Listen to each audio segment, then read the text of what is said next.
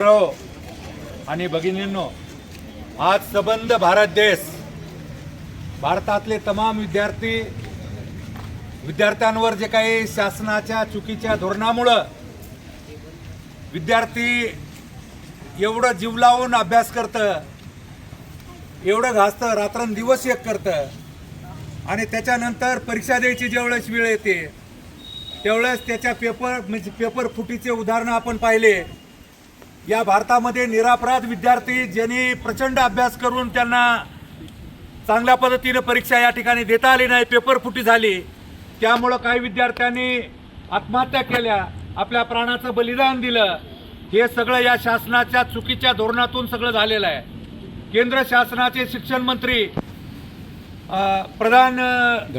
धर्मेंद्र प्रधान यांचा राजीनामा या चुकीच्या धोरणामुळे या ठिकाणी देशातील तमाम नागरिकांनी, विशेषतः शिक्षण तज्ञ, लडाखचे शिक्षण तज्ञ सोनम वांगचुक किंवा CJPचे नेते अभिजित तिपके यांनी जे काही या ठिकाणी आंदोलन पुकारलेलं आहे आणि त्याला सबंध भारत देशातील विद्यार्थी आणि पालक यांनी पाठिंबा दिलेला आहे। जीवघेणी स्पर्धा सुरू झालेली आहे।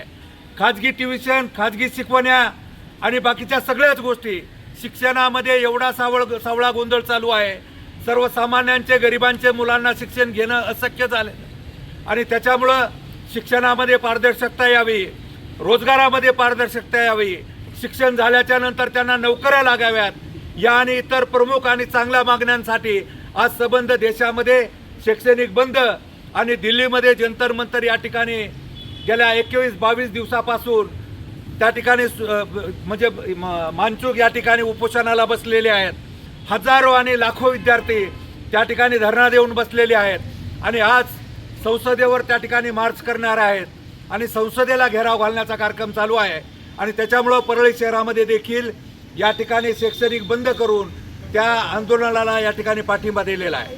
दिल्ली येथे जंतर मंतरवर सोनम वांगचुक यांचं आंदोलन जे केंद्र शासनानं मोडकळीस आणलं, ज्यांना की जसं काही अंतविधी झाल्यासारखा, मरण पावल्यासारखं गटुड्यात बांधून नेल्यामुळं शैक्षणिक दर्जा खालवल्यासारखा आज जे युवक पिढीमध्ये अस्ताव्यस्त झाले। सोनम वांगचुक हे युवकांसाठी लढत होते, जे की पेपर फुटीसाठी लढत होते। त्यांच्या 20वा दिवस आंदोलनाचा, उपोषणाचा असल्या कारणानं काय त्यांचं केंद्र शासनानं जे त्यांना आंदोलन मोडकळीस आणलं, त्याच्यामुळं आज भारत देश अस्ताव्यस्त झालेला आहे। त्या कारणानं आज परळी शहरातील सर्व शाळा आणि महाविद्यालय हा शैक्षणिक बंद पाळण्यात येत आहे आणि तो शांततेत पाळण्यात येत आहे।